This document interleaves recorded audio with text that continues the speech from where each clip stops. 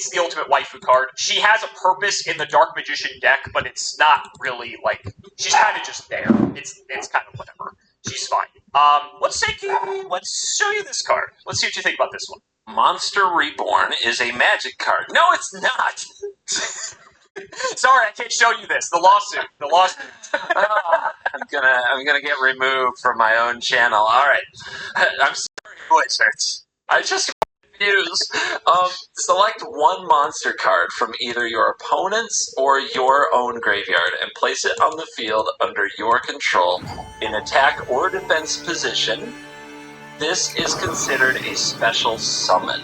Now, you told me a little about special summons, right? You get one a turn? No, so you get as many special summons per turn as you want. You only get one normal summon per turn. That's why it's normal. Now, for a bit of context, LOB, the set code in the bottom right over there, LOB is the first set, Legend of Blue Eyes White Dragon. So this is one of the first cards printed. This was printed also in the starter decks that had the Blue Eyes and the Dark Magician as a common card. But this is the original print. This is an ultra rare, so the shiny gold version of it, and this is a first edition that I'm having print. First edition, you said it was a common card in the deck, but this is an ultra rare, and is what makes it the ultra rare. Is it trap art? tricks. Just the foiling. Okay. Just the foiling. So again, it's the gold lettering, which again by the pictures is kind of hard to tell, and the picture itself is good. I have a few of these that I'll show you that you can actually see, like the foiling. Detail. That's what so I think this card is very There's good. the starter Pudica. Back on, because everything's free. We don't have costs in our game. We don't have everything's free. Everything's free. Everything can attack the turn it comes out. You get one normal summon a turn. So opponent summons kick-ass creature A. You summon kick-ass creature B. And you kick the ass of creature A. And then you play this and you take creature A, and you basically got away with getting 2 summons out of your turn, and that seems really good. I mean, I'm not sure. It's hard without understanding all the directions a turn can take, and you told me that like doing X number of spells, but this seems really good. Just an extra summon as long as something dies. Also, if your own deck dies, One more normal summon. I imagine there's also a significant... Very recoverable. I've seen some cards I don't understand because I've never played a game. Interlink Spider, interesting. Position and Purely for link climbing. But really, it's just... Since non-pocket tokens aren't allowed for Little Knight. Was this ever available? Well, yeah, this is banned. The other ones we kind of, you kind of assume it just wasn't banned at all. But now we're actually getting some more playable cards here. Yeah, it did. Sarah bounces back. This effect. That's supposed to be a Ring of Destruction. There's the floodgates. Picture how games go. Literally. Context that helps you out. Or when this was printed, This guy, the enemy's playing Kashtira. one of the only cards that had Kashtira with Horus Engine. it was in the first set. As the next few sets, Fantastic.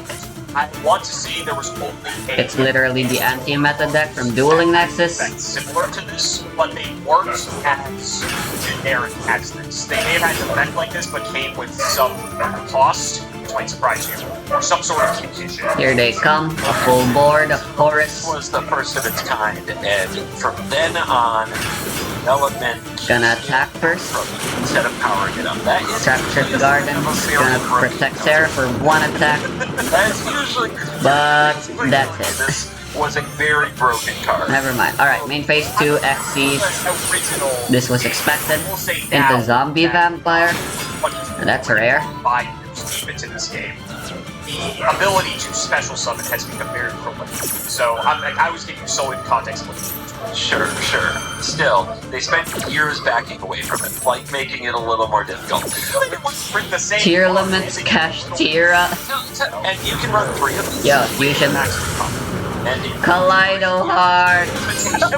It's Jover. There's no limitation of like what kind of deck it goes in, like classes like Hearthstone or Color. Like, this could be in every deck. So, like, similar to the Draw 2 card, you can just have 3 of this in every deck. So why wouldn't you?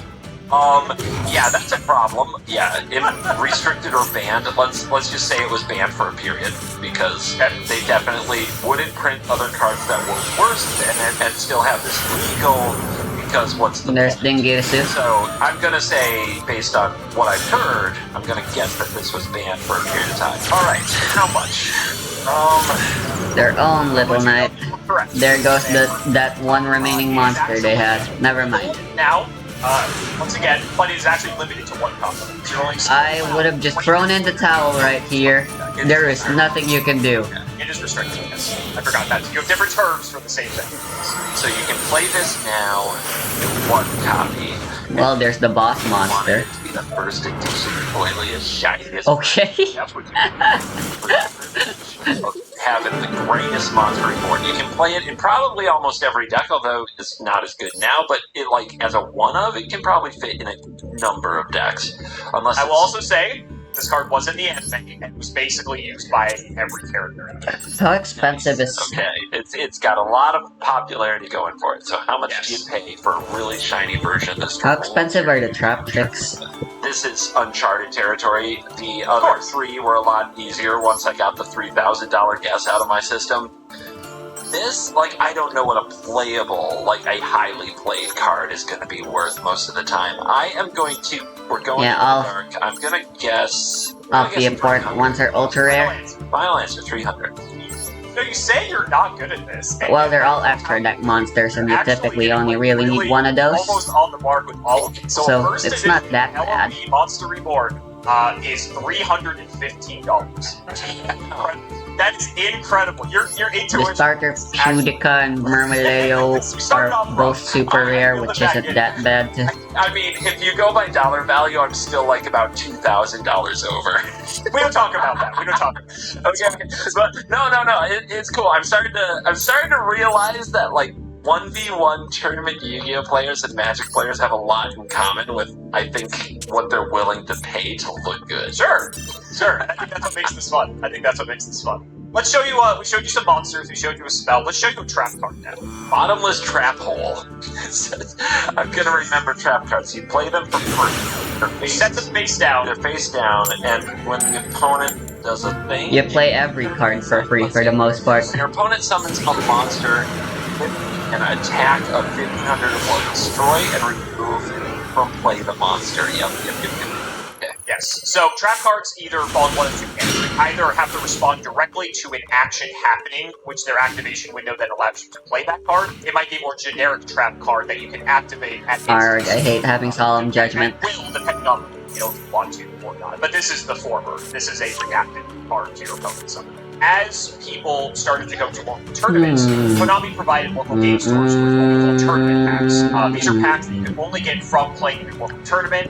Typically, if you would enter a tournament, this was kind of like your pay $5 to play the local, and they would What a cringe tag. sort of as like your entry prize. In these tournament packs, and you might see a few of these cards later on, were upgraded rarity versions of cards that may or may not play in the actual tournament scene, or were actually how some cards got first-made The Bottomless Trap Hole, this one I'm showing you, this is a champion pack, which is a variation of the Adventure This was engine. an upgraded rarity of the card, and this is seen as the highest rarity from this card. This is the people want this card. This is My first instinct is that it's probably but it's unlikely this had to be banned. It's very unlikely. It seems just fine. It's like a card to destroy a good card. Can be a total blowout. The opponent has probably counterplay to play the thing that you into the trap card that you want destroyed more, or then you just use the Monster Reborn and get it right back, and you're having a nice flavorful time. So I don't think this got banned. It's probably like it's your vegetables. It's something to make sure the game is a game and not a coin flip of who went first. I am going to guess this card has not been banned. That is correct. You're correct. This card's not been banned. I believe it's been limited, or it's been semi-limited, definitely. It may have been limited at one point, but never banned. It's never that good. Like you said, it's a fine card. It's a fine card. I'm going to try to remember some of like the promo foil things that you got at local game stores for Magic. I'm not winning this. A very similar thing, and they still do. Yep, so I have had experience with some recently that were like nice, shiny, foily, extra special versions of stuff, and about how much they went for versus the others. So I guys have like stamped cards too, which is kind of cool. We don't have them. I really wish we did. This is a vegetable card, so I'm going to try to think of another vegetable card. And I know it's at least $100 by the context. I don't think it's busted. I don't think it's insane power level, so I don't think it's going to be like a monster reward, but I also don't know how to value the extra special upgraded version of it yet. But I'm thinking that's about a 3xer maybe? A lot of what I'm thinking about are like $5 cards that become $40 cards in Magic, but $40 is a lot different from $400. How much would I pay for this in the regular version? Just a good old common version. Don't answer this, I'm working it out. Probably not for the notepad now. Probably not very much. Probably under 10 for like a common, probably well under that. So, if it's at least 100, you're getting a huge benefit on this, so it's probably a very limited time. But it can't be much more than 100. There's a chance that it's so ubiquitous that it gets played in so many decks. It's probably a different version of it. My gut says to go with the base 100, but that could be so wrong. Because if this is the ultra best, most rare version of something that goes to every deck, it could definitely get up to the 500 or more range. People wanting an all-foil max rarity deck are 15, and this would make sense for that, but you'd have to have at least 3 copies. I am going to go with 4. I'm going to go with 100. That's what I'm going with. Final answer. Yeah, final answer. And you should have went with your other line of excuse. Good night. 500, I was actually losing my mind, and all the faces I was losing to the camera are going to be hilarious. A CP super rare bottomless trap hole is actually 500. I love how the special summon thingy isn't hard once per turn. Just something that's like a hollow. Let me give you some context here. So, bottomless trap hole is a card that sees 0 modern play whatsoever. By modern Yu-Gi-Oh standards, this card is unplayable. However, there is an extremely popular retro format that is currently gaining a lot of popularity. Called Edison format. Edison format is a format in Yu-Gi-Oh! That basically takes place by the March 2010 ban list, so it's everything from March 2010 and before, abiding by that set of bans and restrictions and so on. And it's a very popular format because it sort of harkens back to older Yu-Gi-Oh! In a lot of ways. Bottomless Trap Hole is semi-limited during this time. And I don't want to say it's a staple in every single deck during this period, but there are a lot of decks that play this card, and they play it in 2 copies. As a result, like you said, there are plenty of rarity lunatics out there that will pay everything imaginable to have the highest rarity version of a card in their deck. So since this retro format has become so popular, this is the best, highest rarity version of this card, and since basically every deck wants to play it, there's only a finite number of copies because it was distributed as a, local prize pack promotional card. So they're quite rare, all things considered, and as a result, it has driven the market for this card to insane heights, and that's where we are today. Notepad says promos are insane. Can you... You don't have to answer this if you think it's going to give me too much advantage later, but I want to ask, how much does just a good old common regular version cost? You could probably get an original, not even original, but this has also been reprinted, like I said, with every card multiple times. You could get this card for 2 cents, probably. 2 cents? Yes, 2 cents or $520, and it does the same thing. Freaking card game nerds are the same. This is insane! Oh my god, yes. Okay, beautiful. So that was a big thing. But almost talked yourself into it. Almost talked yourself into it, which I was losing it. I was like, he says 500. I didn't think you guys were that crazy. I really didn't. Okay, I get it now. We'll see how crazy you think we are after this one here. So, continuing on the line of tournament pack promotional cards. This is a really neat card. I'm gonna let you read it first, and I'll give you some context for it. Morphing Jar is level 2 monster with 700 attack, 600 defense. It is a rock that has an effect. Flip. Both you and your opponent discard all cards in your hands and draw 5 cards from your respective decks. So a couple things here. I don't think I've showed you a flip effect monster before, but if you recall, when I said with normal summons, you can either normal summon in face-up attack position or set it in face-down defense position. This is one of those cards you want to set in face-down defense position because it has what's called a flip effect. A flip effect is either when you, during your next turn after setting, manually flip the card face up, or your opponent attacks into it, flipping the card up, will trigger. Bruh, they hit the solemn judge. When the card is flipped face up. If the card is destroyed, What were the chances? Nothing happens. It just goes straight to the moon.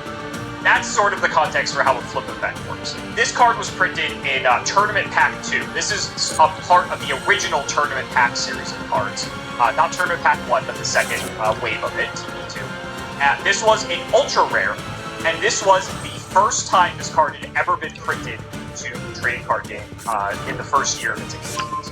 Okay, so you want to play it face down, then when the opponent attacks it, you turn it face up?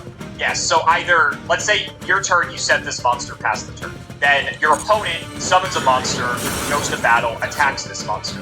Before the Morphing Jar is destroyed, it gets flipped face up, and it would trigger the effect for both you and your opponent to discard your hands and draw 5, then it gets destroyed. Alternatively, let's say your opponent also sets a monster and passes. Let's say they don't attack your Morphing Jar. On your next turn, you can flip the Morphing Jar face up. This doesn't count as your normal summon or a special summon. It's called a flip summon, actually. You can flip the Morphing Jar face up and manually trigger the effect yourself for you guys to discard 5. Feels like the latter would be what you'd want, because if the opponent plays out some stuff, attacks this, and then draws 5 more and plays out more free stuff, that seems very bad for you. Because everything's free. It seems like you're giving them a huge turn. That sounds really bad to me. In Magic, we have the wheels, you know, that discard, all players discard their hand, draw this many cards, and whether or not the wheel is good is usually dependent on whether or not you can take advantage of the new cards drawn before your opponents do. And this is telling me that if the opponent attacks it, they get the first mover advantage. I think there are problems with this card, but we did in the last video, I'm remembering this, there are ways to just flip something as part of a spell, right? Yes, so Book of Moon, I think, is the card that you're referencing. God, by the grave has literally been worthless. Let's say you flip your Morphing Jar up yourself, and both discard 5, draw 5. If you have a Book of Moon, you can activate that to flip the jar face down. You're not allowed to flip it immediately again after that, because you already flipped it face up for the turn. But on the following turn, if the jar were to survive again, you could do it again, hypothetically. Yeah, so there are probably ways to manipulate this effect. Also, my evaluation of the effect comes from a, super spiky perspective. People love these effects. They will play it when there's no advantage because it's fun. Drop 5 cards, right? Yeah, there's definitely a fun element to this that is going to ignore strategic advice, and some of those, as you say, casino cards in Magic fetch a high price point because people like to play them, not because they're particularly busted. So, first of all, I'm supposed to figure out if this card was ever banned and how good it is. I don't think it's as good as it looks, but there might be ways to manipulate that, combo off, and go crazy. At that point, is this card the problem, or are the other cards around it the problem? I can see it. There is a card in Magic history called Memory Jar, which might be coloring my perception, that got banned just because it also drew a bunch of cards and got rid of hands and discarded cards. I wonder if there's some inspiration there, because it's also a jar. It's funny. I think that came out about the same-ish time. Okay, maybe Magic's was a bit sooner. Memory Jar got banned within let's not talk about that anyway. Well, I don't know if you know this, but Kazuki Takahashi, the creator of the game, was inspired by Magic to make it. So I wouldn't be surprised if that's, partially where this card came. Oh, that's really cool. I'm still trying to figure out if it got banned. I think it's possible. But at the same time, my strategic brain wants to say it's not that bad. And I'm going to take a guess that there's a good card that's super important to some types of combo decks. Sometimes combo decks need to get banned. So at one point in the history of Yu-Gi-Oh!, I'm going to say this card was banned. It was. So Morphing Jar, before we get into the price, Morphing Jar has an interesting trajectory throughout Yu-Gi-Oh!'s history. For the most part, I want to say Morphing Jar was limited to 1, so that you were never allowed to play more than 1 copy of it. The reason for this was because in the OCG, Asia format, Mill was actually an incredibly popular strategy because Morphing Jar, along with several other Jar cards that do similar things to this, but just in a different way, kind of similar to your Wheels in Magic. Mill was one of the best decks in the OCG, and because Morphing Jar was in 3, that was one of the reasons that it was allowed to be so strong. So when it was brought over here to the TCG, it was limited to one rather quickly, and it was kind of at one for an incredibly long time. It was I don't want to say the centerpiece, but it was very important for several decks, like aggro decks, who would run out of gas. And I should run 2 copies of full as well. Your hand, you get a brand new hand. Doesn't matter if your opponent gets a couple of Full to summon full. Burn decks, especially, really benefited from Can sometimes save ya. Typically use all their cards, they run out. Alright, now though, I'm just dead. There were some gimmicky FTK mill decks that Morphing Jar was a part of, as well as other jars, and that's, you know, part of the reason why the card may have spent some time on the ban list. But it's like you said, it was just a pretty decent card, all things considered. It's definitely the role of the pilot to skillfully use this card correctly, to identify wanting to have initiative when you draw the 5 rather than your opponent attacking into it. Sometimes you were desperate, didn't have much of a choice. Overall, Morphing Jar is a very iconic card, and it's a very fun card at that. And no one knows what's going to happen when everyone draws 5, so it's a good time. The big question is, what do you think this is worth? Numbers. First of all, you mentioned mill. What is the deck size again? 40 is the minimum, 60 is the maximum. But for the most part, 40 was what most people did. I should have asked that. Okay. Alright, banned at one point, a part of mill decks. You know what's true about mill decks in Magic? The blue players who like mill decks really like mill decks. But like, why didn't they attack? The title of your video, click. Especially if they don't think a mill deck is viable. You know, if there isn't a popular mill deck in a format and you put mill in the title of a video for like a new deck for the format, oh, they want to believe. They want to believe so bad. Click. So, mill's popularity.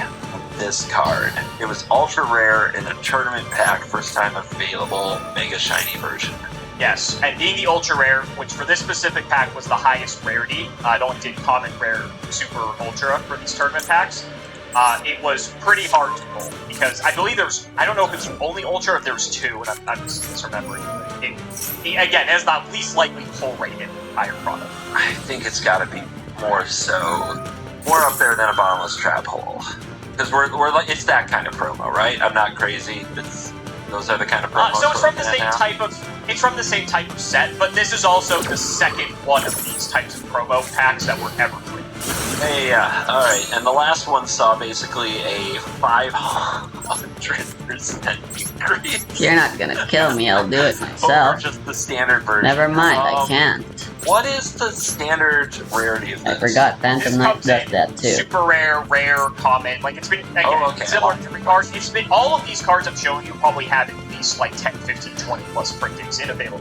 So you can get this card for like 5 Perhaps this is some sort of cheese trap to guarantee you do all your dailies as well. Look at that face, look at those teeth. Is this gonna be... It's very, I don't know if you watched Full Metal Alchemist at all. Yeah. Very like Dwarf in the Flask-esque. Oh, it's homunculus-y stuff. Yeah. Oh my god. I think this is the one that goes to 1,000. I think this is the one. I think it's so much more compelling than a removal spell. It's so exciting. Like, you just have those people who believe the more they spend on the card, the more likely the I wish that was the case. Oh, that's 100% true, and don't let anyone tell you different, especially if they work for a card company. That's why I was laughing so hard. Okay, I might be great. Like, so I want to go over, I do want to go to 1,000. I want to go over 1,000. When I hear the idea that this might be a card that gets like 1,800, that doesn't sound crazy. So I'm going to cool myself down, and let's go with the unlucky number for an RNG card. Let's go with 1,300. Let's go with 1,300 for a Morphing Jar. Finally. Yeah. Really think this card That's 3 ritual summons. Well, actually, that was just People 1. are crazy. I believe you're correct, because this card, for a Tournament Pack 2 Morphing Jar, like play, they go for about $1,500. I don't know how you do it. I don't know how you do it. This is actually insane. Oh, okay. I'm really close, though. Oh, you were really close. I Close. Oh, 1,500 came into my head, too. I was going to go 1,450. I don't think I can take a full point for 13. I cooled something. Even at that point, I'm impressed you even decided to go past 450. That's genuinely impressive. I can't wait to see the reactions everyone's going to have in the comments. This is impressive. I know you crazy. I know you crazies out there. I know how What you work. the fuck is this? Low-key one of you. I bought way too many shiny cards that I could get for. So we only have a few left. This is another spell card. Change of heart. Whoa, but what is this art? It's cool art. Yeah. Talk about living in two worlds, but with the same heart, right? It's poetic. It's a magic card. Select and control one opposing monster, regardless of position on the field, until the end of your turn. Bit of context. This is a very old card, so it's worded very poorly. Similar to the Monster Reborn we talked about earlier, this was not released in the first set. It was actually released in the second set, which is called Metal Rings. It's an ultra rare, so it was 1 in 12 chance of pulling ultra rare, and there's like 8 to 10 ultra rares in the set, so not super likely to pull it, but still a very iconic card nonetheless. When it comes to Change of Heart, Why the fuck is my screen not showing? Oh my god. Whoever took this picture has it in a sleeve, so that's my first hint. The only way this is not a good card is if your opponent plays no minions, no monsters, or they play bad monsters. That doesn't seem like what this game is about. Okay. If I take my opponent's monster, can I look at it? Can I flip it? Yes. So, Change of Heart, oh you god. can take the monster. So, hypothetically, if your opponent sets a Morphing Jar, you can activate Change of Heart to take that Morphing Jar, and now you can flip it up manually. Oh god. So that alone, just that technology, knowing what's up, seems really good. Seems really good. Oh, wait a minute. You told me about this. You summon level 5 and higher by sacrificing, right? Correct. No.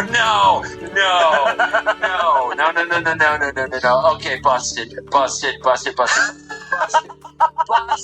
This got banned at some point. Absolutely busted. There's no way you just play with 3 of these. There's no way you played the game with 3 of these all the time. I'm banned. You're correct. You're correct. Yes, you're correct. I will say, though, this may blow your mind.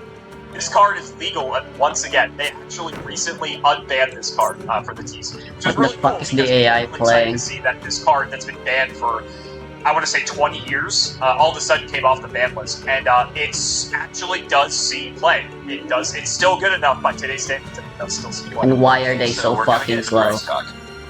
So this was banned for a long time? Yeah, it was banned. So the first, we have some context. So cards in Yu-Gi-Oh! Were never initially banned. What they would do is, if they were a problem, they would always limit them to 1 or semi-limit them to 2. A lot of the power cards, like Change of Heart here, usually get limited to 1. Then a few years after Yu-Gi-Oh! Started to get going, they released one particular card that forced them to create Yu-Gi-Oh!'s first. Oh my list. god, And, let me Change of have Heart my was, I turn. believe, one of the first cards alongside that other card that you may or may not see in the future video to join some other cards on the ban list for that first time. Concrete was also one. I remember Father Green. Oh my god. That face haunts my dreams, thank you. Alright.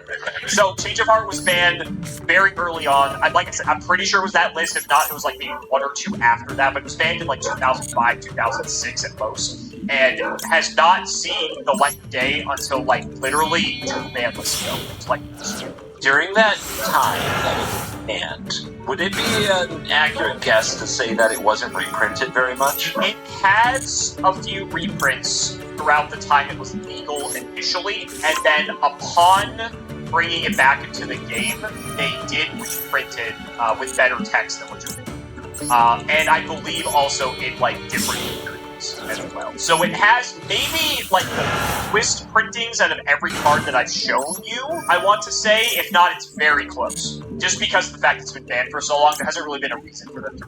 I'm actually curious now what. Does the Yu-Gi-Oh! Price economy follow bans and ban announcements the way that the Magic economy does? Like, in the way that if a ban, does the price go down, and if a card is unbanned, does the price go up? Typically, I will say that is the case. Okay, so there is some connection to the competitive meta, basically. There's also speculation that, like, oh, maybe a card will come unbanned one day, and so people might buy it preemptively before the spike, and sometimes cause, like, mass hysteria. I imagine that. Nice. Nice. Yeah, speculation, huh? Oh god, this card is so good. And it's free! It's all free. It's limited supply. It's, at least compared to some of the other things, it's very, very... I take what I said, this card actually has quite a few. Even before the reprint, it has quite a few. I did not realize it actually had this many prints. It didn't help that the reprint gave it 7 different prints, but that's okay. Ever since Dark Magician Girl, I can't help but notice the price has been going up. Are you price creeping? Is this gonna be the most expensive one? Well, technically, Monster Reborn was lower than Dark Magician Girl, and so was Bottomless Trapple. I know. Since then, Oh, and that was just steadily increasing. Yeah, I don't know. When I do that, I'm actually just giving you a monster skull and a trap just for variety more so than anything. I mean, it's not as exciting as Morphing Jar, but it's so powerful. It is so powerful. Playing an original edition of that is probably very, very flex on them, you know? It is a slam dunk card that makes people go, ugh. Alright. So at first I'm trying to justify, like, would I $2,000 this card? And I'm trying to justify that. Honestly, when I look at what the card does, That jump scared me. I think it's as powerful. I think it's better than Morphing Jar. Ano, okay ka lang? Yeah? Yung pagkain mo? Sa Yeah. school? Yeah, I'm fine. Binibili ka? Yeah. Saan binibili mo? I only did it one time. I bought hot dogs. Isang beses pa lang? Yeah. Nababaunan ka pa pala? Yes. Kailangan? No.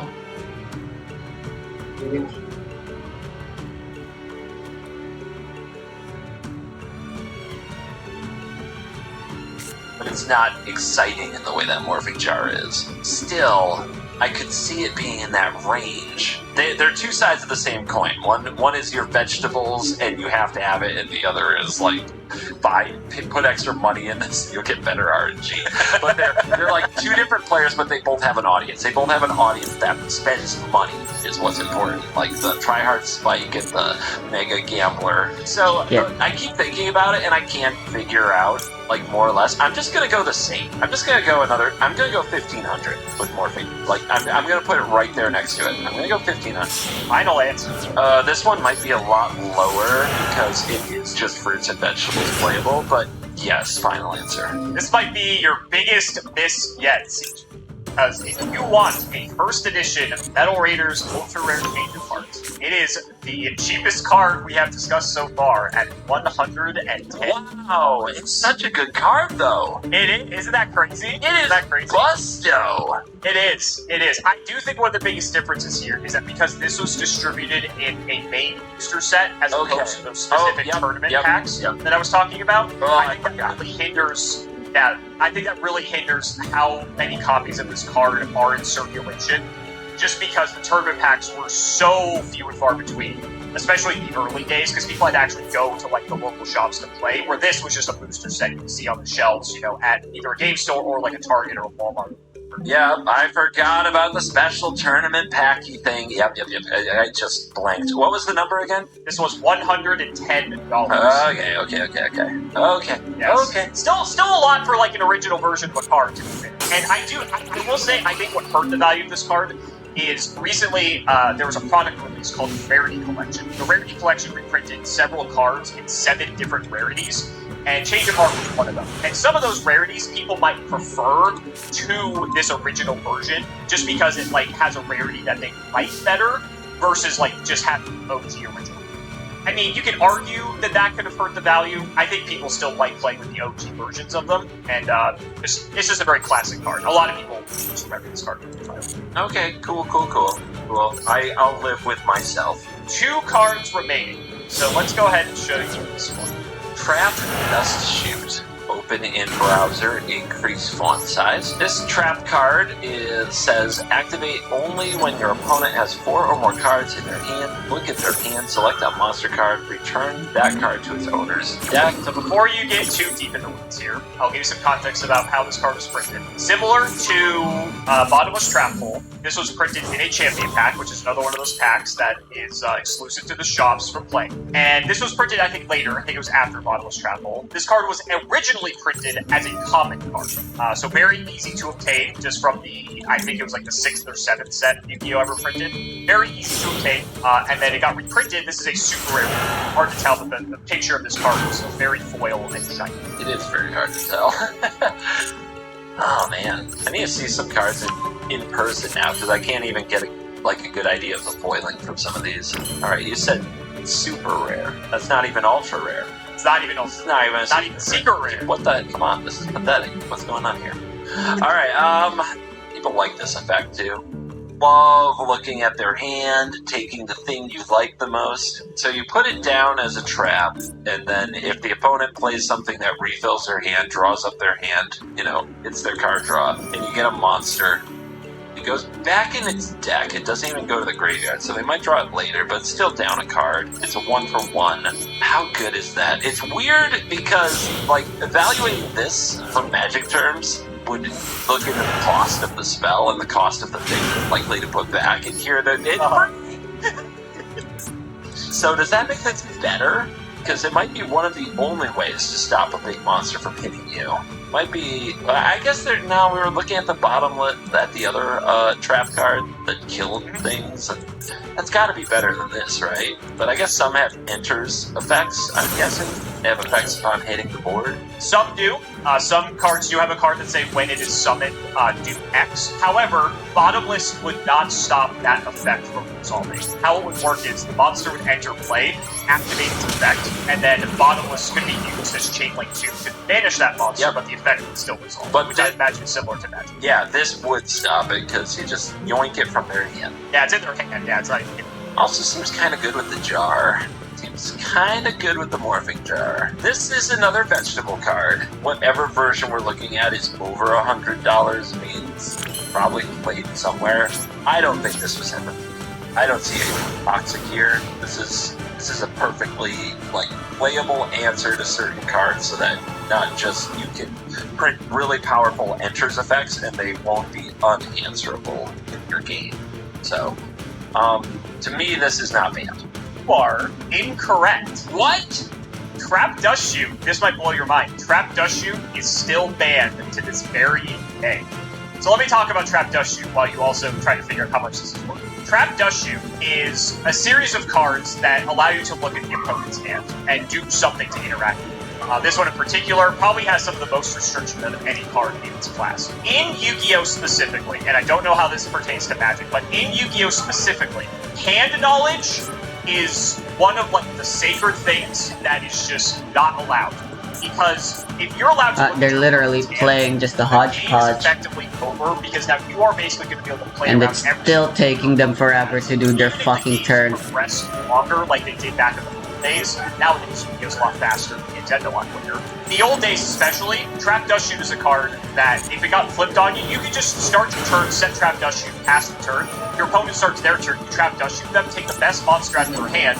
You know the other 5 cards they have, and now you're able to play around everything perfectly and just take full advantage of the fact that you know they're holding. So more often than not, when Trap Dust Shoot is activated, it essentially creates a non-game, and the win rate for when someone activates Trap Dust Shoot is so high that it is a card that has been very banned for a very long time. Got to be kidding.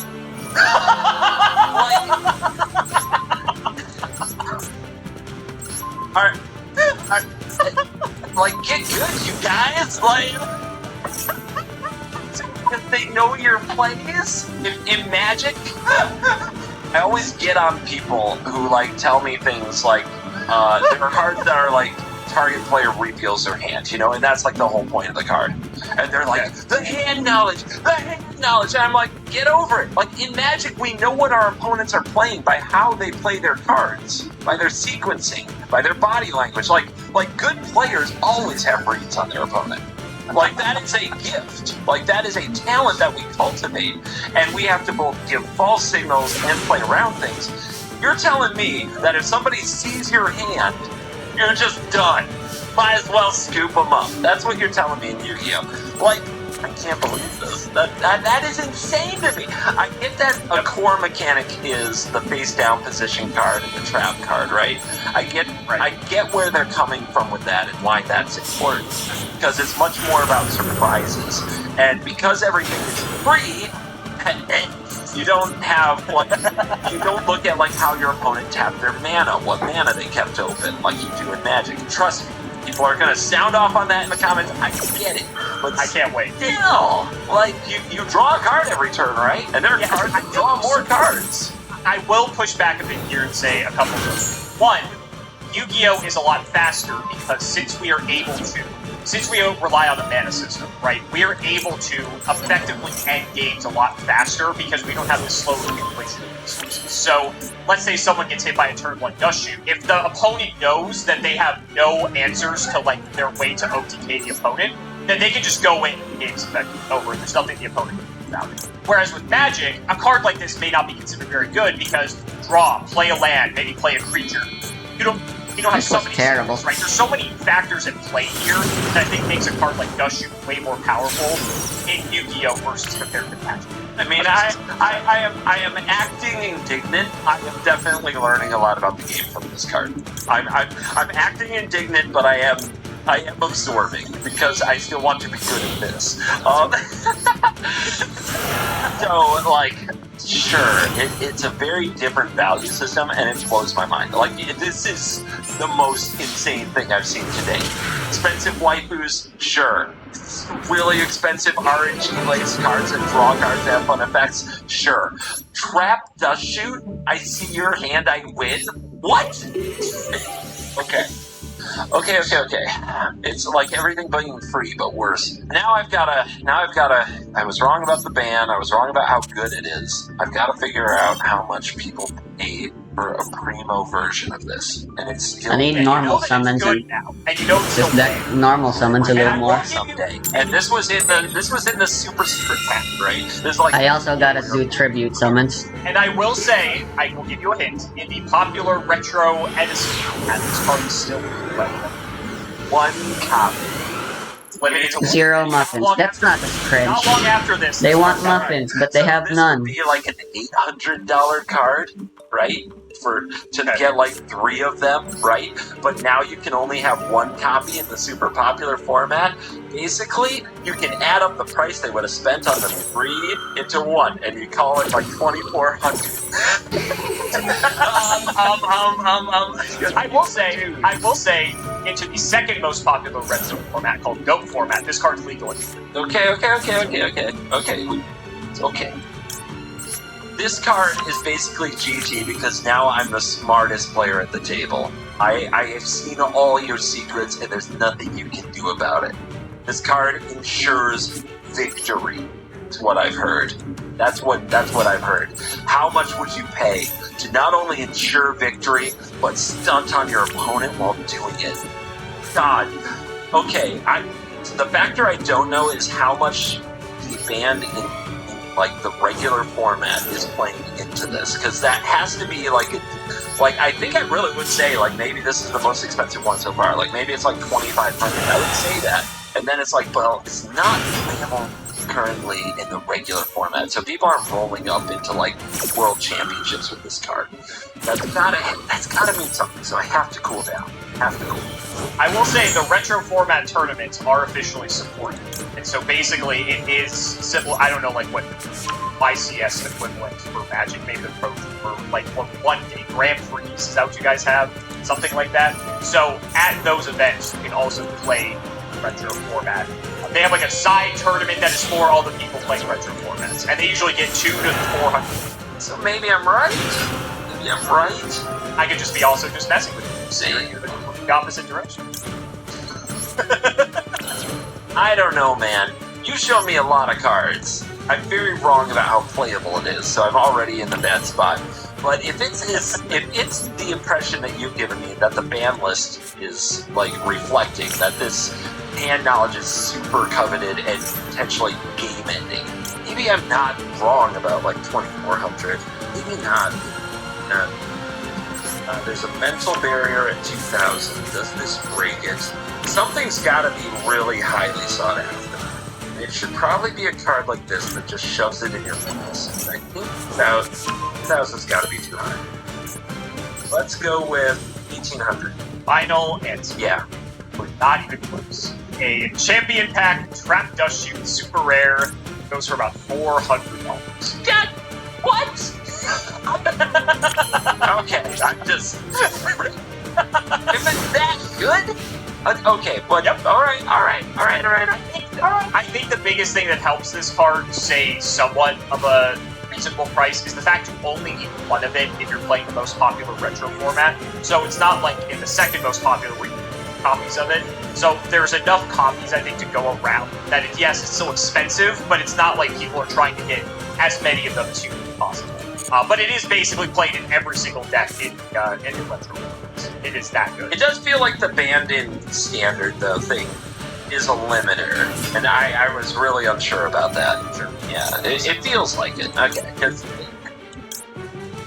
Last card. And this is a particularly special card. Everything I've shown you thus far has been something that is, playable, or something that is, a higher rarity version of one card. I'm going to show you this, and then I'm going to use some context for this. And I'm going to throw everything, I want you to throw everything out the window once you learn this. oh, okay, cool. Tyler the Great Warrior is a level 8 monster that looks nothing like anything I've ever seen before. Attack 3,000, defense 1,500. This monster cannot be special summoned. Well, when this card destroys a monster as a result of a battle and sends it to its graveyard, inflict damage to your opponent's life points equal to the attack of the destroyed monster. So, before we get too far into it, let's talk about Tyler. So, Sure. Tyler Original is IP, a one-of-a-kind let's go. Yu-Gi-Oh card. It is a one-of-a-kind Yu-Gi-Oh card. There's only one copy of this card in existence. The reason for this card's existence was because Tyler, the creator of the card, actually suffered from a rare form of liver cancer, and this was his Make-A-Wish request, was to make his own. And so you can see some of the inspiration behind, what the card art looks like. And this was ultimately the card that got created. And what was cool is that Tyler actually survived. He went through all his chemotherapy and everything, and he's normal. He's alive. He's well. He's living his life. Everything's great. And so this card, recently, I actually helped broker the transaction for it. This card recently was changed hands. Tyler was interested in Yu-Gi-Oh! And anime stuff back in the day. He's moved on, and he decided to part ways with the card because he wanted to use the money from selling this card to fund his future hopes and dreams and endeavors. And so, very heartwarming story, and I thought it'd be fun, since we were doing a valuation of Yu-Gi-Oh! Card prices, to throw this card in and see what you think this card might be. Alright, are we just going to talk about worth and not whether, You can talk about if you think the card is good, or, obviously it wasn't bad, because it was technically, it's technically a playable card, but there's only one of it, so, you can not if it's good or not. it is a full It's one-of-one. It's never been reprinted. It's never been printed in bulk. It's never been in booster. It's a one-of-one. The one of one. It's a custom-made card.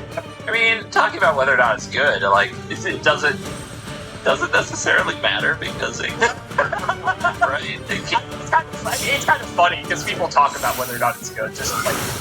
I mean, I think it's an ultimate, it's a hell of a swing. It's a very good swing. When you're hitting something big, Well, there's probably a world where you, kind of win the game. Level 8's a lot. It is a lot. That might be barely gaspable. It's a huge investment, but the damage payoff is tremendous. Without actually seeing it happen, I would say it's a very exciting card that's probably situational and extremely all-in expensive. Promethean. I'm not positive it's balanced because I don't know if there's some kind of ways to cheat with it, but it definitely seems like a highly powerful effect at a very high cost, which is usually a good thing. Oh, they can just attack. Oh, bad. right, because they destroyed the thingy. This card is, It's by not busted, and I'm right. by any stretch of the imagination, this card is not good. The effect is fine. It's okay, but it's even you have to think, this was created by someone who was a literal child, and so if you're a child watching the anime, you would kind of just think like, yeah, you know, I'm gonna have it like just be big guy that does like cool flashy things. But in terms of like actual playability, if this card was actually like able to be played by the masses, even by old Yu-Gi-Oh standards, because this is a very old card, this card would never. Okay, So it's a 1 out of 10 power scale. I mean, maybe 2, just because like the burn damage could come up, but it's the fact you can special summon it. I think it'd be better. The fact you can't special summon it's a real hindrance because you can't cheat it out. Okay. And it just dies to any removals. It dies to bottomless trap hole. Nice. You know? So whoever got their hands on it is probably on a mission to win a game with this card. What about the price? 101 is a big deal, man. It is. 101. I know you guys have a 1-of-1 card. It's your game. The One Ring, I mean, tying it to the Lord of the Rings is pretty amazing. And what did it go for? Like 2 million? Something like that.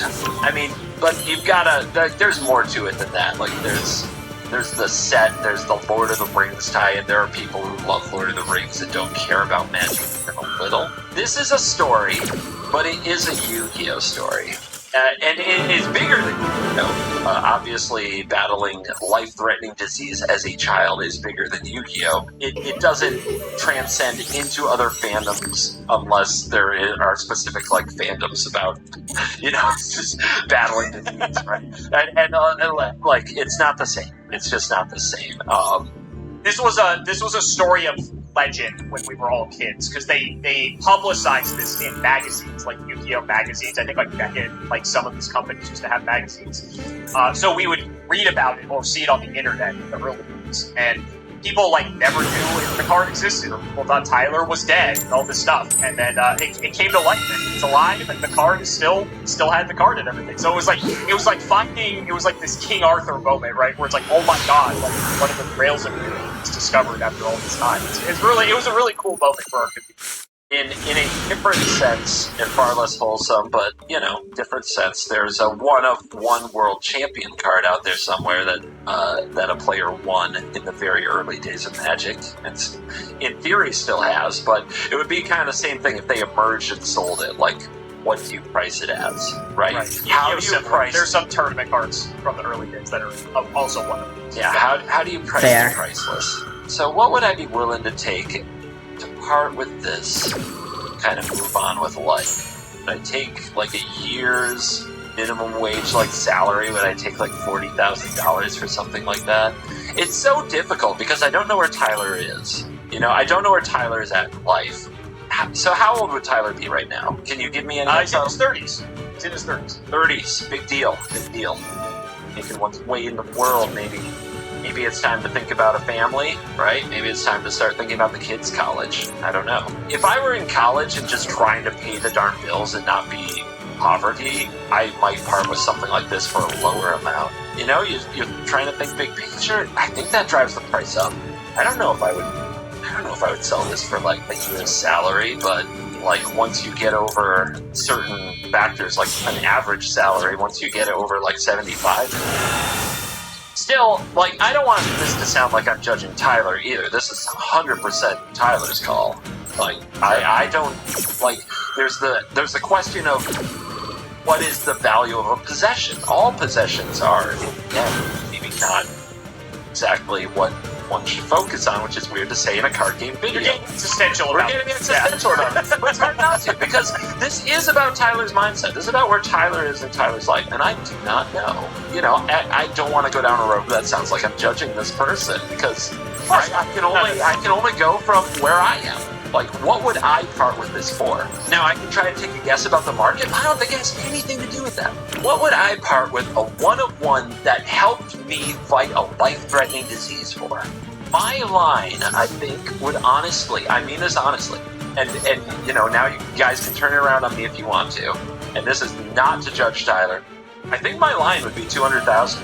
I think it would be. I think at that amount, I can do something that makes somebody, like, significantly enhances the lives of several people around me at the cost of this thing that is borderline priceless to me, that may have literally helped save my life. That's where my line is. it's really fitting that you put it that way, because Tyler did also want to start several businesses as part of his way to give back, to help contribute back to society and economy. So it's fitting. You'll be happy to know that the 101 Tyler the Great Warrior ended up selling for over $300,000. I'm clapping.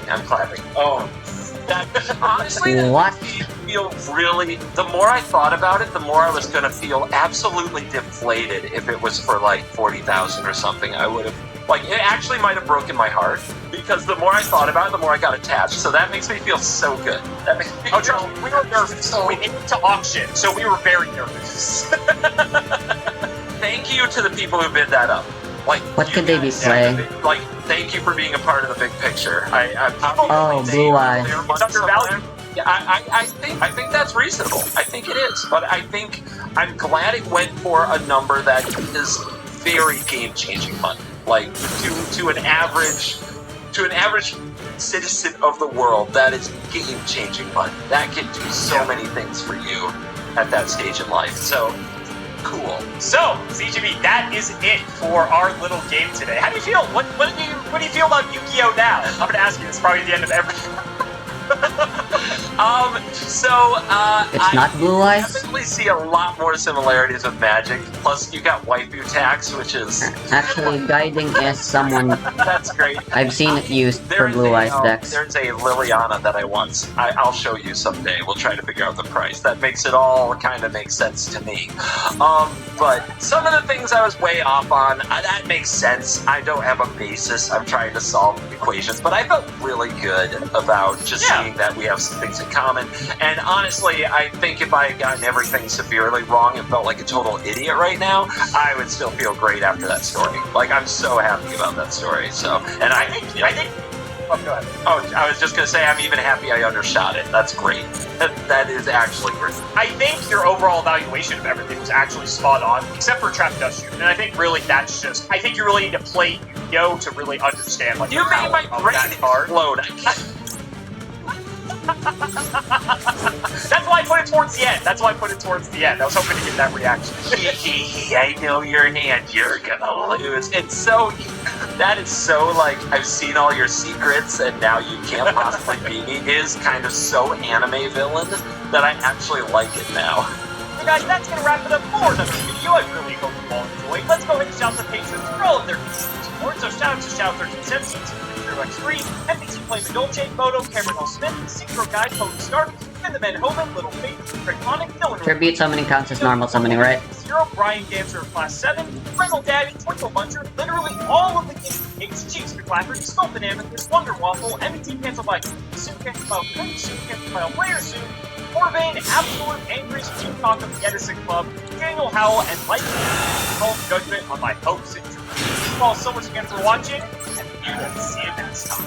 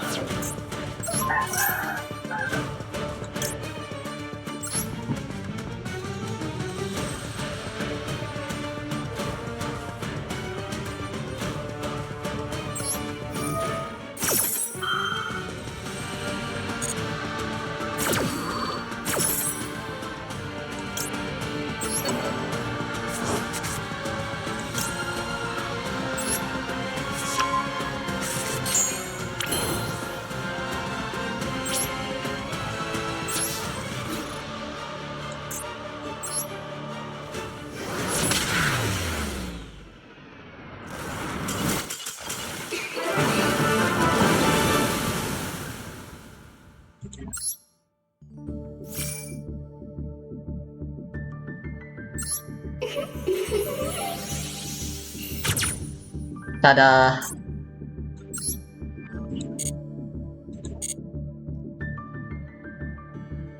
Alright, all that's left is a duel and solo.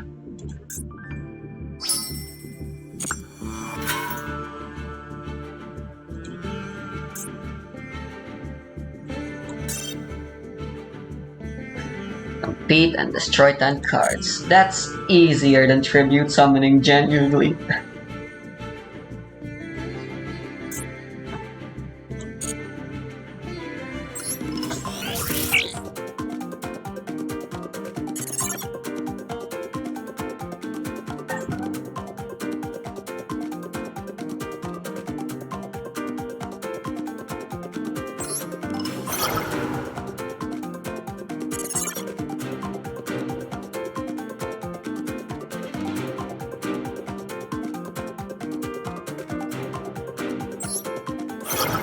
I can't believe I know the name of that monster because of the Prague series.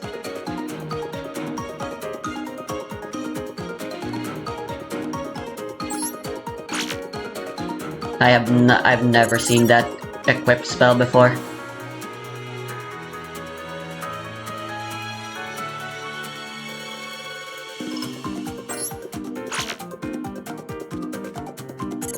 Alright, I need to get this one right.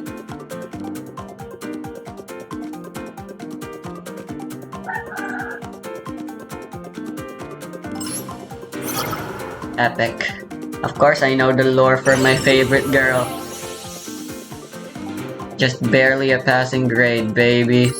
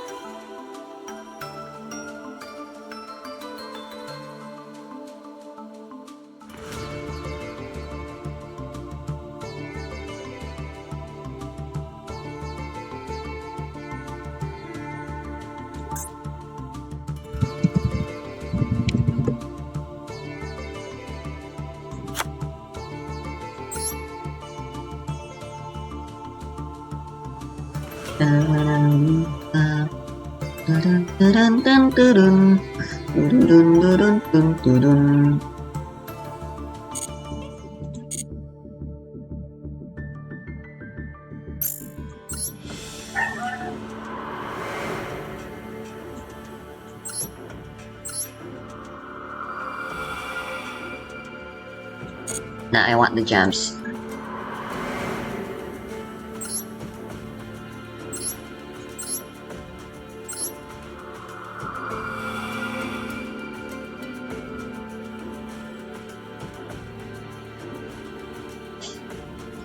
If the 2019 format is remembered fondly by most of the player base, the 2018 format is remembered with disdain and pure hate. This was the year where Firewall Dragon was most relevant, birthing a myriad of unfair combo strategies that either took away all your life points on the first turn, or just took all the cards out of your hand on the first turn.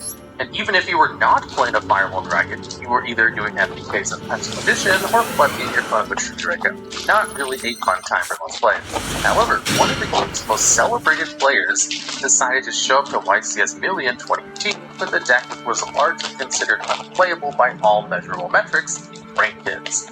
Released in Hidden Summoners, Prank Kids was correctly disregarded for being as viable as the other two archetype released with it, Nephthys and Mayakashi. And while the deck was not good, per se, they did find some potential in the fact that nobody would know what the deck did and use that advantage to blow its opponents out of the water with the extremely powerful Prank Kids engine. Bear in mind, this is long before the adventure cards and Prank Kids Meow Meow Mew were released and transformed the deck into a tier 1 meta threat. Indeed, this was the one and only top that Prank Kids strategy got at a premier event before their Link 1 monster ruined the format. And it's with good reason. The deck having access to Prank Kids Rip Roaring Roaster and Prank Kids Battle Butler meant that any board your opponent could piece together would be buried with a board wipe and childish laughter.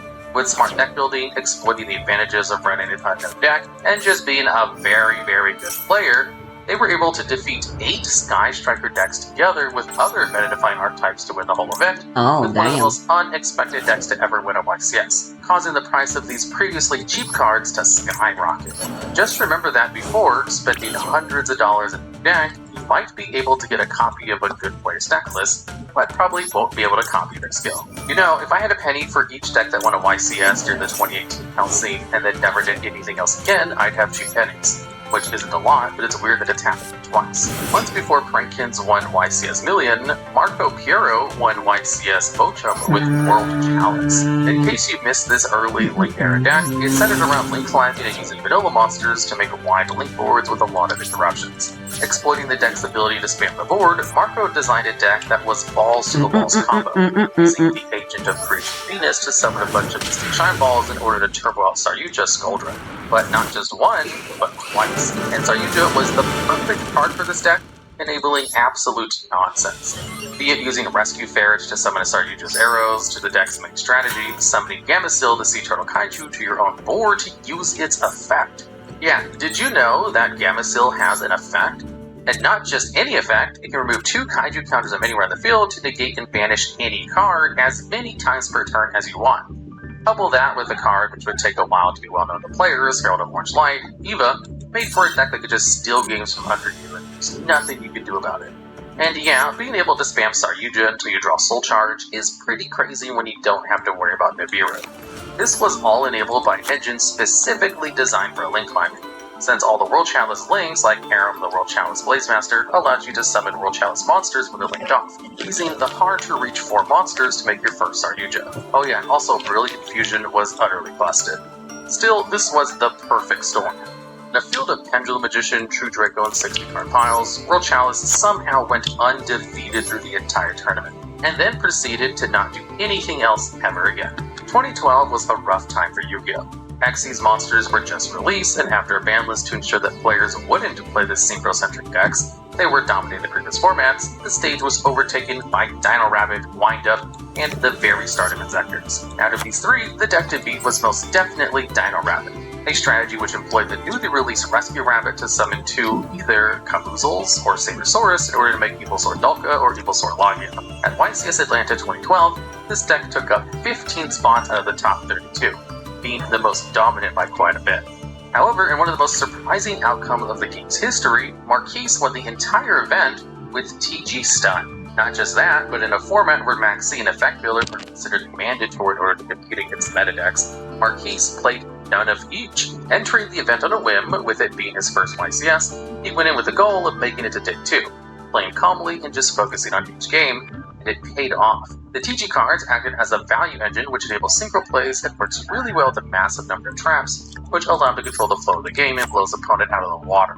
Horn of the Phantom Beast allows all of his monsters to beat over pretty much anything. Get more card advantage by drawing cards. Most importantly among his cards was Skill Drain. This, in tandem with Beast King Barbaros, allows you to get the biggest body on the board while completely locking down most decks with almost no effort. The reason this deck managed to do so well in this event was because the sheer dominance of the early combo decks like Inzector and Windup skewed deck building towards dealing with them, allowing TG Stun to sneak under the radar and play almost uninterrupted. Your opponent's Maxis will do little when you normal summon TG Rush Rhino and set TG1 EM1. Staying in 2012 for now, our next installment is the first in this video to not actually win the event in time. Monster Mash at YCS Providence 2012. Now, a Yu-Gi-Oh! Deck is usually comprised of more or less balanced ratio of monster spells and traits. However, at times, players decide to innovate in that elemental deck building rule. This is one of such cases. As the name implies, Monster Mash is a deck comprised of a vast majority of monsters and just 4 spells in this case. Now, jamming as many monsters as possible in the same deck is an alluring prospect for a lot of players, as we've seen the same idea several times. Edison format features a 100% Monster Mash brew that looks remarkably similar to Zentric. And in more recent times, we saw both Burning Abyss and Thunder Dragon played all monster lists, including only Sekka's Light, which saw great success until the card was hit in the ban list. Still, this deck walked so all those others could run. The deck was focused on a machine theme, making use of the powerful Machina engine, since Machina Fortress is such a versatile card, enabling sporadic rank 7 plays. If we're talking about XC's monsters though, where this deck really shines is with rank 5s. Ghost Ship in tandem with Library Sorcerer enables a pretty sweet toolbox comprised of Odorous, Keeper of Armageddon, Trius, Keeper of Genesis, and Wind-Up Arsenal Zenbio, which were all superbly powerful cards for the format. Couple that with cards that exploit the deck beat 90% monsters, like Witch of the Black Rose, as well as Gallus and Starbeast, which coupled even better with Gen X Ally Birdman, also searchable with Gen X Neutron. Overall, the deck was just well built and had access to very good tools to deal with the threats present in the format.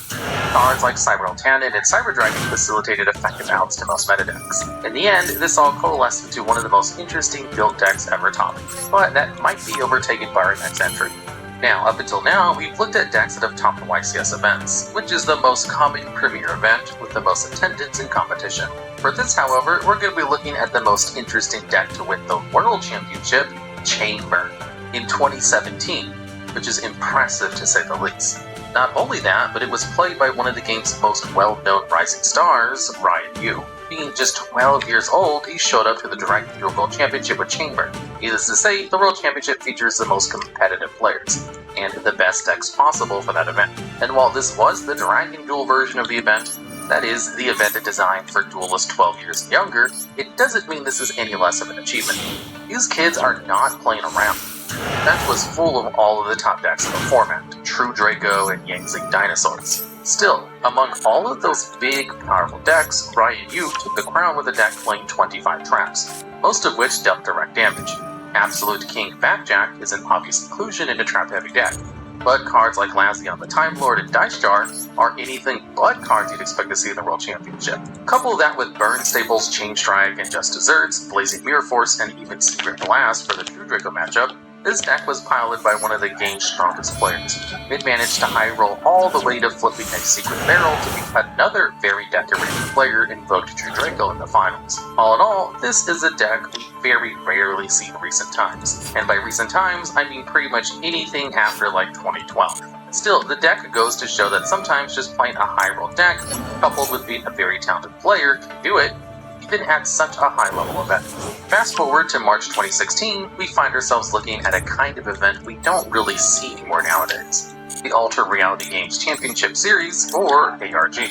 ARG was a storied team that created one of the most successful, non-official tournament scenes the game's ever seen, which were pretty dominant during the 2014-2018 era. Some of these tournaments coalesce the players' frustration with the format into custom ban lists, which is not something we see too often. For this specific event, the ban list was the regular one, which meant the format was dominated by Cosmo, Pendulum, and Knights as well as Monarch decks. This made for a nicely competitive event, where most decks are well established and proven to be powerful, consistent choices for the format. Not just that, the event was also stacked regarding players, featuring some of the biggest names at the time, and one of them walked away with the reign, Calvin Tahan. But he did so not by playing a proven deck like Monarch or Cosmo. He decided to show up with nothing other than Super Quantum. In case you're not aware, Super Quantum is an XC-centered deck that aims to summon its giant boss monster, Super Quantal Mech King Great Magnus. And while he didn't manage to bring it out during the tournament, the rest of the deck was more than capable of holding on its own. This strategy made use of the 3 Rangers, blue, green, and red layer, coupled with a pet, Super Quantal Fairy Alphen, in order to establish a resource engine that runs to the archetype's powerful XCs. Super Quantal Mech Beast Ouroboros for changing the position of monsters, Super Quantal Mech Beast Gramples for back removal, and Super Quantal Mech Beast Magna Liger for monster removal. Mixing this with the Brilliant Fusion engine allowed for a consistent strategy that could easily flood the board and easily overtake their opponents with advantage. Sadly, the banning of Brilliant Fusion was a hard blow to this deck, completely removing any slim chance of the deck achieving anything else ever again. All in all, the Super Sentai-inspired strategy has managed to sneak the topping list in the form of Super Quantum Red Layer and Super Quantal Mech Beast Grampulse being played in non-Super Quantum decks, which is disheartening to say the least. Still, to win it all in a highly competitive event over one of the biggest names in the game is no small feat, and is something this deck will be able to flaunt forever. For the first of the top 10 entries, we're going to be taking a look at another very famous player, and an even better deck builder, Jeff Jones. While a celebrated player before, his biggest claim to fame could be winning the 2010 SJC Edison. Yeah, the Edison, the event that gave rise to the most popular alternative format. He won this event piloting the very famous quick draw Dandy Warrior deck. But that's not what we're going to be looking at today. Jeff is somewhat known as being capable of thinking outside the box like no other. Heck, he even topped YCS Minneapolis in 2016 with Dark Magician. That must count for something. But that's not the deck we're going to be looking at today. No, instead we'll be turning our sights to 2 years after his SJC Edison victory and into YCS Toronto 2012. While he came just short of winning the event, losing to one Joshua Graham in the finals, he managed to achieve an impressive second place with one of the most complex decks of the time, Grand Soil Psychics. Now, what exactly is Grand Soil Psychics? Well, the Psychic monster type was pretty much irrelevant for the most part of its existence, save for a few specific cards here and there like Psychic Commander and Magical Android. Nevertheless, Jeff Jones managed to see the hidden potential these cards had, and concocted a deck list aiming to exploit Grand Soil the Elemental Lord. The Elemental Lords are a series of cards that can summon themselves from your hand by having exactly 5 of their specific attribute in the graveyard, and includes the effects of banned cards, either in the battle phase of your next turn if they leave the field. In the case of Grand Soil, when summoned by having 5 Earth monsters in your grave, it summons a monster from any graveyard, being the effect of Monster Reborn. What you might not be aware of is that none of the Elemental Lords were once per turns. This means you could cycle through several Grand Soils in the same turn, allowing you to spam the board and very easily facilitating an OTK play. As for the Psychics, cards like Serene Psychic Witch is just a better giant rat for the archetype, giving you a lot of consistency and accessibility. Other than that, you just play the tuners like Psychic Commander and Psychic Jumper to access some shockingly strong synchro monsters like Psychic Nightmare and Thought Ruler Archfiend. This engine, on the hands of who might just be the best player Yu-Gi-Oh! Of all time, managed to tear through a sea of wind-up in Gear Gaia to a second place finish, turning the much more valued third place spot on this list. For a runner-up in the weirdest decks ever top, we traveled to YCS Bochum 2015. This was a rough period for Yu-Gi-Oh!, as players had to deal with the sheer dominance of Necrons. Even worse, it was the period of time where Necros players would use Jhin releaser rituals to summon their Necros of Unicorn, locking your opponent out of special summoning. While this gave way to interesting tech choices to out the lock in the mirror, such as Bullblader, it cannot be understated how much players despise playing against an almost unbeatable Floodgate played in one of the most expensive decks of all time. Our protagonist for this spot paid no heed to the threats of this Tier 0 format, and won his way into the top 16 playing Mecha Phantom Beast. You know, the one with Mecha Phantom Beast Dracosack and Mecha Phantom Beast Auroradon. That one. Yeah, it's an actual deck with more cards than those. So, what does this deck actually do? Believe it or not, it's a pretty complex synchro strategy with monsters that modulate their own levels based on how many tokens you control. This gave the deck easy access to powerful synchro monsters like Leo, the Keeper of the Sacred Tree, and the archetype's boss monster, Mega Phantom Beast Jaculus Land. Not just that, since all the deck's monsters are wind, the deck also played Spiritual Wind Art Miyabi to shuffle back problematic cards, as well as Light Imprisoning Mirror and Dark Imprisoning Mirror, as they did not affect the deck's plays at all. Mix that with the biggest surprise factor we've seen yet, and you've got a recipe for success. And while the deck ran out of fuel in the top 16, the fact that an archetype as bad and as ignored as Mecha Phantom Beast managed to top a highly competitive event in one of the most dominating formats the game has ever seen is something to be proud of, even if the deck most likely won off the back of a myriad of floodgates like Mistake and Vanity's Emptiness. But hey, using Jaculus Land to handle your opponent by attributing 4 tokens is truly something you have to experience once in your lifetime. Hey you, are you tired of boring, predictable merch? Wouldn't you love it if you could have something more exciting? Something with a random chance to give you more than what you spent on it, but in a legally distinct way that's not gambling? Well, we have nothing like that for you, but we do have something pretty similar. Introducing the Duologs TCG Mystery Box. It comes with playmats, card sleeves, a deck box, and not 1, but 2 Duologs mini plushies. Individually, all these items would cost over $130. But if you buy them all together in the mystery box, it's only $59.99, being less than half the price if you bought everything individually on the Duolog store. However, that's not all, because it also comes with a random rare Yu-Gi-Oh card, guaranteed to be either a staple or a high-value ticket item like Bonfire. Or your box might just contain a whole box of Infinite Forbidden instead. I mean, if you get that, technically each of these boxes is worth more than the entire box itself. Additionally, you also get a whole bunch of other random stuff, but only items that are from the store. If you don't care about card games though, we also have the D&D and Pokemon box just for you. Or if you want everything, there's also the Everything box, which just comes with one of everything from the merch store. Order yours today. Check the link in the video description or the display under the video. So, what could be even weirder than Mecha Phantom Beasts and Grand Soil Psychics? Easy. Spaceships. Now, don't go into Master Duel and type in spaceships because you won't get any results. However, if your name is Alex Mitchell in the years 2010, you can get some shockingly good results. We're looking at his topping deck list for SJC Nashville 2010, which, with some modifications, would use to also top the 2010 United States WCQ. So, just what exactly is this deck? Well, have you played any shoot-'em-up games in like 1985? If so, Gradius will come to mind. Seldom does Konami make references so direct, even if it's their own IPs. But for some reason, Gradius is the exception. Cards like Gradius, duh, Falcon B, Delta Tri, and Trigon are almost carbon copies of their counterparts from Gradius. While not a named archetype like others, these cards have a vague common theme. That being level 4 light machines and having 1200 attack sometimes, which technically makes a Sea Crush Wyvern and Amazement Attendant Comica a part of the theme, but I digress. While these are fun pieces of trivia, they don't really form a cohesive strategy someone would take to a tournament. Or so one would think. Alex Mitchell decided to sleeve up these copies of Blue Thunder, T-45, Jade Knight, and Lord British Space Fighter together with as much generic control cards as he could fit, and ended up topping 2 huge events. The deck plays how it looks. You try to make your ship stick and use their all-right effects to gain diversity in plays. Blue Thunder T-45 summons a 1500 attack token when it destroys a monster in battle. Jade Knight protects your machines with 1200 attack or less from trap effects, and searches a level 4 light machine on destruction. Victory Viper XX03 can either gain 400 attack, destroy a face-up spell or trap, or summon a token identical to itself when it destroys a monster in battle. And lastly, if Lord British Space Fighter destroys a monster in battle, you can either attack again, destroy a set card, or summon a 1200 attack token.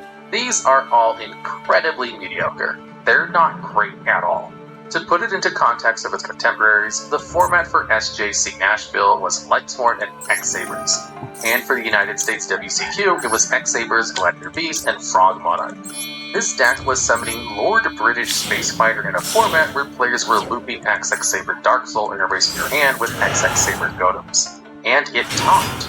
Twice. This deck takes the crown not only for its inventiveness, or for sheer obscurity of the cards it plays, but mainly because its pilot was so good, he took this absolute pile of cards with no extra deck and landed 2 top cut spots in a row in the biggest events of the year. That takes a very powerful mixture of skill and luck, and I think we're very unlikely to witness a deck even remotely similar concept to top again.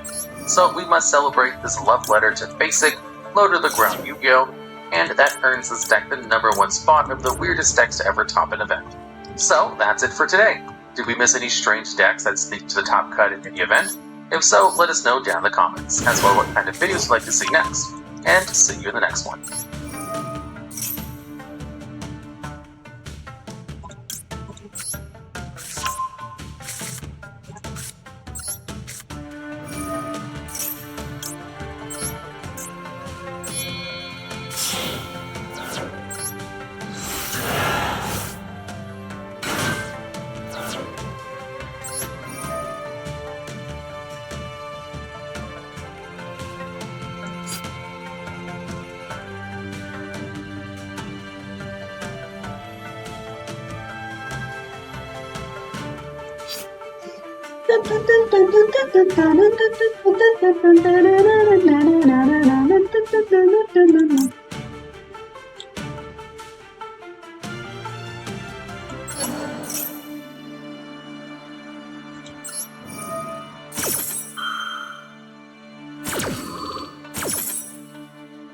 No, I should have targeted Ben 10 after all. Dang it, I forgot about Ophio's search.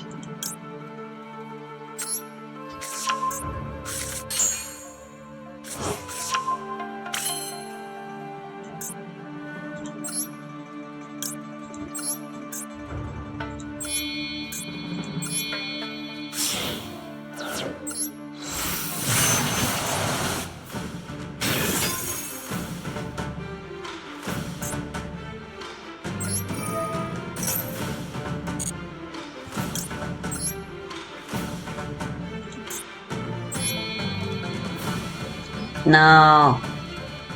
Whatever, I can get full back.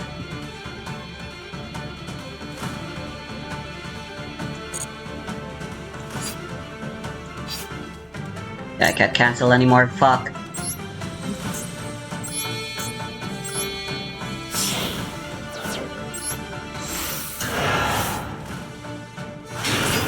If I used Ben 10 instead, I could've... oh well.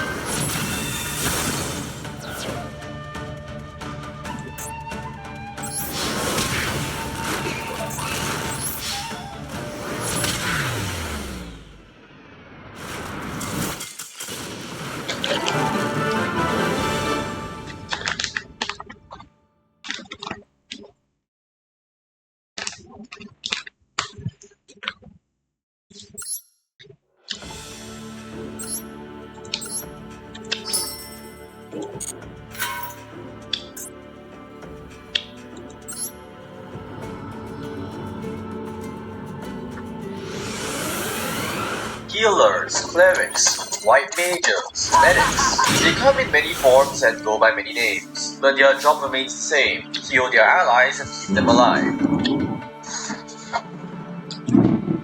With over 140 million monthly users and a massive competitive circuit, Riot Games' MOBA League of Legends is a titan in competitive gaming. From an augmented reality dragon flying through an arena, to collaborations with world-renowned musicians at World Championships, League of Legends is ubiquitous with what esports is today. So when Riot revealed that they were making a mobile version of their game, many thought it could be the next big thing. But after just 1 year, Riot pulled the plug on what is now considered the biggest flop in the company's history. Here's what happened to Wild Rift. Throughout the 2010s, Riot Games built a global empire with League of Legends. They were the most viewed game on Twitch, were hosting the largest esports events in the world, and, looking to capitalize, they made the decision to start branching out. During their 10th year anniversary stream, Riot Games announced plans to expand beyond League of Legends, hoping to break into fighting games, card games, first-person shooters, and mobile games. Enter Wild Rift, a handheld version of League of Legends, which was meant to appeal to a more casual audience. Their kits had less complex abilities, the objectives were simplified, and the games lasted only 10 to 12 minutes, significantly less than the 30 to 40 minute average of a standard League of Legends game. In theory, making the game more accessible was a great way to reach a new player base, and general sentiment was that it could be a good way to introduce League of Legends to new people. So, when Wild Rift released on October 27, 2020, hopes were very high. In terms of viewership, Wild Rift was an immediate success. Its cinematic trailer, You Got Me, amassed more than 71 million views on YouTube, and the Wild Rift Invitational at Twitch Rivals in 2020 had a peak viewership of 130,000, a number that stood head and shoulders above other mobile games at the time, like Call of Duty Mobile, Clash of Clans, and Vainglory. With such a wide casual fanbase, and Riot Games' experience running tournaments for a Tier 1 esport, it made sense for them to actively pursue an esports scene for Wild Rift. And after a decent initial showing at the Horizon Cup, 2022 was the year Riot Games intended to make Wild Rift esports a household name. Their plan? To produce one of the biggest mobile game esports events the world had ever seen. The Wild Rift Icons Global Championship comprised 8 different regional leagues, representing Japan, North America, China, South Korea, EMEA, Brazil, and Southeast Asia. Through qualifying events around the globe, 24 teams would be selected and travel to Singapore to compete at the Icons Global Championship. With a who's who of commentators and analysts, and organizations like Sentinels, Nova Esports, FunPlus Phoenix, and Cute Stars, the stage was set for a record-breaking event. And, in classic Riot Games fashion, they produced this trailer to get everyone hyped. To top it all off, the event had a prize pool of $2 million, ensuring that every team would be on their A game. So, the event kicked off on June 14th, 2022, and many expected the game to shatter viewership numbers, and it did, in the wrong direction. According to Yahoo News, the first day of the knockout stage only had around 10,000 viewers. Compare that to the League of Legends World Championship, or even your average streamer on a Tuesday evening, and the numbers are laughable. But that's not all. Esports Charts published an article highlighting the viewership for Icons, and showed that the very first day of Icons saw peak viewership of 53.9 thousand viewers before dropping to 30.8 thousand by the end of the play-in stage, a drop of almost 30%. To put things into perspective, the Icons Global Championship never eclipsed the peak viewership of the Horizon Cup earlier in 2021, which was a significantly smaller tournament. The event went so poorly that afterwards, Riot Games pulled the plug on Wild Rift esports in Western regions and placed sole focus on China and Southeast Asia. According to a blog post, quote, "In 2023, we will centralize the operation and focus of Wild Rift esports in Asia, the biggest and most active mobile sports market in the world. The new Wild Rift League in Asia, the first Riot cross-regional professional mobile esports league, and will replace the original Wild Rift esports in April of 2023. So, what went wrong? Western viewers might think, of course the tournament failed. No one watches mobile games. But in regions like Southeast Asia, that couldn't be farther from the truth. In 2022, there were two other games that Wild Rift was competing with. The first was Arena of Valor. They hosted their 2022 International Championship, a tournament that also featured $2 million, and their average viewership was 200,000, more than 3 times Wild Rift's peak viewership. A big reason for this success was that the tournament was streamed on Facebook.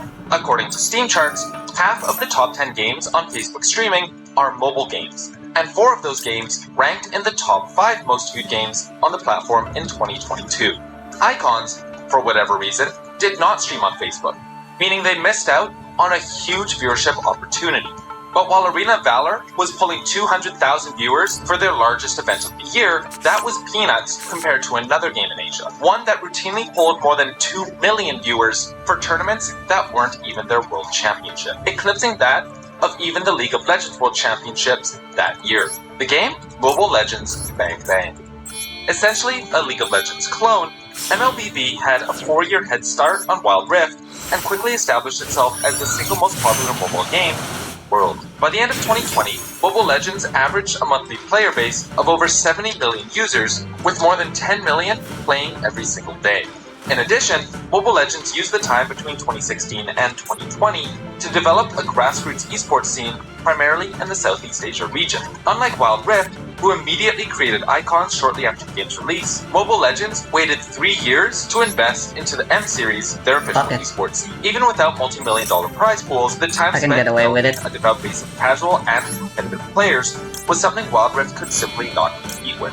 As mobile MOBA expert, Xcountrell explains, how do you convince a player that has spent 4 years of their life in a title like Mobile Legends to drop the game for another? The short answer is, you pretty much can't. This was a huge issue for Wild Rift. Even if it was a better product than Mobile Legends, and we're not saying it is, Riot also needed to convince Mobile Legends players who have invested 4 years playing, grinding, and spending money on skins to leave that all behind and try something else. Additionally, Wild Rift could not fully capture the League of Legends base, as many League players would rather stick to their PC counterpart due to the fact that it's a more fleshed out game. Wild Rift also struggled because mobile gaming isn't the global phenomenon we think it is, at least not in Western countries. While mobile gaming has been growing around the world, Southeast Asia has been the main contributor to its success. So while Riot was focused on a global release, the region that they should have invested the most in was Southeast Asia. The last major issue with Wild Rift was its preemptive focus on esports. Instead of spending time to cater towards the existing casual base, they looked to market Wild Rift as the premier esport for mobile gaming, essentially starting construction on a sports stadium in an empty city. Still, Riot Games went all in with their plan to invest in esports and rushed their first year with Icons, resulting in low viewership, thus resulting in it flopping outside of Asia. Without laying the groundwork to organically develop a player base, Riot set themselves up for failure from the start. In a blog post by Riot Games, the president of their esports division, John Needham, explained how they view the function of esports, saying, quote, "Riot generally does not use esports as a way to acquire new players. Esports aren't an effective way to do so because in order to really enjoy the competition, a viewer needs to have a foundational knowledge of the game. So, by this logic, if the game is struggling for relevancy in the West and facing stiff competition for user acquisition regions, it doesn't make sense to continue pumping money into something that only caters to a niche audience. So, where are we now? Despite dropping support for the Western esports scene in late 2022 and focusing on Southeast Asia and China in 2023, viewership for the game never really jumped up. Peak viewership for the game was just 17,000, which came during the 32nd Southeast Asian Games. In April 2024, Riot announced that they would be dropping official support for the APAC region because of this low viewership, leaving China as the last bastion for Riot-sanctioned tournaments. Still, that bastion is holding out. According to a report from Pocket Gamer, in July 2022, Wild Rift generated $500 million in global revenue, with 72.6% of that revenue coming from China, suggesting that while the competitive scene isn't as big as games like MLBB, the casual scene is still incredibly active. So while Wild Rift may seem dead, there is some hope for it to bounce back in the future. Maybe Riot won't invest in multi-million-dollar tournaments again, but if we've seen anything over the years, it's that players are more than willing to support the games they love. Shout out and thanks to Cloud, Steph, B, Haas, Shampoo, and Yashichi for being top patrons of the channel. If you enjoyed the video, leaving a like, subscribing, and hitting the bell to stay up to date is much appreciated. My name is Jonah, thanks for watching.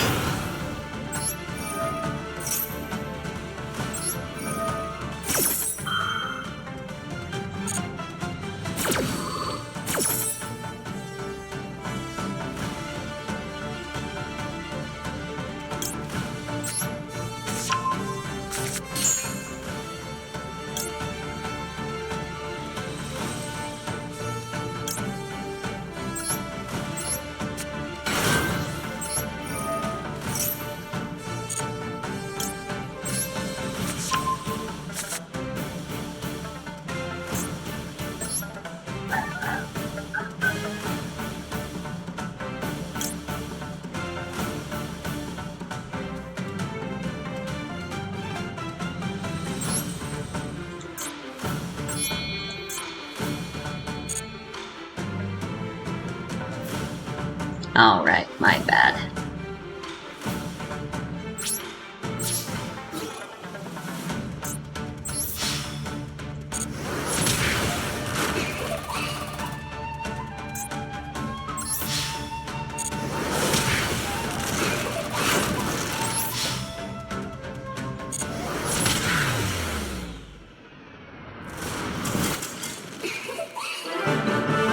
In the last Meme Cards video, the comment section was ablaze with everybody talking about their favorite Yu-Gi-Oh! And there were so many great suggestions that we decided to make a part 2. So in this video, we're going to be covering the best meme cards that we missed, their origins, how they're used in the community, and even how some of them have managed to impact the competitive metagame. And descending from the heavens at number 10 are the Egyptian god cards, Obelisk the Tormentor, Slifer the Sky Dragon, and the Winged Dragon of Ra. But if you're a fan of Yu-Gi-Oh! Memes, you might know these cards better as the Slifer the Executive Producer, Mega Ultra Chicken, and the god that Kami would sacrifice in order to summon the Blue-Eyed Spec Dragon and change his future. In the case of the executive producer and the Mega Ultra Chicken, these games were brought to popularity by the Yu-Gi-Oh! The Abridged series, a parody of the original Yu-Gi-Oh! Anime made by Little Karibo that gave funny nicknames to all of the Egyptian god cards other than Obelisk. Slifer was named the executive producer in the Abridged series as a nod to the fact that Win without normal summoning. Slifer was renamed from I mean, that Osiris the really Sky isn't Dragon, hard to which do. references an actual Egyptian god, to Slifer the Sky Dragon, which is a reference to Roger Slifer, who co-produced the 4Kids anime series. And this official English translation of the card has stuck to the point where Slifer the Sky Dragon is still named Slifer to this very day. Ra, on the other hand, was named Mega Ultra Chicken as a reference to Ultra Mega Chicken from Aqua Teen Hunger Force. And while Obelisk wasn't renamed in the Abridged series, it still has its own iconic memes associated with it, such as the previously mentioned Kaiba sacrificing a god, a reaction image that comes from the subtitle Japanese dub of the original anime that's often used with funny captions, oftentimes even replacing the word god with another thing to be sacrificed. In fact, all of the Egyptian gods actually have memes associated with them. In the previous video, we talked about how iconic the Dark Magician, Blue Eyes White Dragon, and Exodia pieces are to people's childhood and the game's early identity, and Egyptian god cards are no different, especially since, in the anime, they acted as the ultimate boss monsters. Because each of the Egyptian gods held an absurd amount of power that just wasn't present on monsters in the early days of Yu-Gi-Oh! So when the Egyptian god cards were showcased in the anime as monsters that were unaffected by card effects that can reach impossibly high attack points, they cemented themselves as some of the coolest cards in the game, and ones that people were desperate to try for themselves, making them so well loved to the point where to this day you will see the Egyptian god cards referenced in both Yu-Gi-Oh! And non-Yu-Gi-Oh! Memes, since they're such an important part of people's childhood, to the point where, just like with Exodia, people are willing to play entire decks whose sole purpose is just to try to bring out the Egyptian gods. However, those players will often find themselves losing quite a few duels, because in the actual card game, the Egyptian gods never really reached the same status as their anime counterparts, since they were heavily downgraded and oftentimes not worth the 3 tributes you needed to summon them. But what the Egyptian god cards represented is still a really important part of the game, even though they don't see much play themselves, because in the modern era, there are a ton of different boss monsters that can show you what it feels like to bring out a god. Some people will even come up with summoning chants for their favorite boss monsters, just like how you had to know the ancient chant in order to properly summon the Winged Dragon or Ra. While the god cards rarely see actual play, there's no doubt that they've cemented themselves in the hearts and minds of a ton of new players. And even if you don't care about the Egyptian gods themselves, it's pretty likely to have a monster to cherish and revere as the ultimate boss of your deck. And summoning to number 9 is Endymion, the Mighty Master of Magic, the boss monster of the Endymion archetype that's managed to reach meme status alongside Nirvana High Paladin, due to their ridiculously long card text. Power creep is a normal part of games, and Yu-Gi-Oh! Is no different. The cards available have grown steadily more complex and more powerful since the Legend of Blue Eyes White Dragon, but for anyone that's used to the simplicity of cards like Pot of Greed or Monster Reborn, it's a shock to see just how complicated cards have become. And Endymion and Nirvana High Paladin are idols of complexity due to them having the most text out of any cards in the game, which makes them appear really complicated and difficult to parse at first glance. So much so that both of these cards were memed on for a while to show how wild the modern game has become. Nirvana High Paladin is even stated as one of the biggest reasons UT and RJ's descendants went back in time to start the junior journey to stop Yu-Gi-Oh! From being so complex. And it's honestly hard to blame them. Modern Yu-Gi-Oh! Is fairly difficult to understand and sometimes incredibly convoluted. And sometimes even reading the card text doesn't give you full understanding of what the card does. But in order to survive the metagame, you need a good understanding of both your cards as well as your opponents, and not knowing small details could leave you making some big mistakes. And it's these mistakes that have also led to the idea that Yu-Gi-Oh! Players don't read cards, because whether or not you're a pro or a casual player, there's probably been a time when you've tried to pop an indestructible boss monster, or you've tried to Ash a Cherubini, or maybe you've tried to negate your opponent's normal spell with an MST. And when those things happen, some players will joke with others that they can't read because they missed something vitally important that made them misplay, and due to how complex the game is, this happens so frequently that Yu-Gi-Oh! Players not reading is now just a universal way to lightly poke fun at others or to laugh at yourself for making mistakes. But if you don't want to get caught off guard by these small but game-determinative errors, it's important that you read cards carefully and understand their role in their particular decks. So for anyone that hasn't yet, let's read Endymion together. Endymion is a level 7 monster that happens to be a pendulum monster.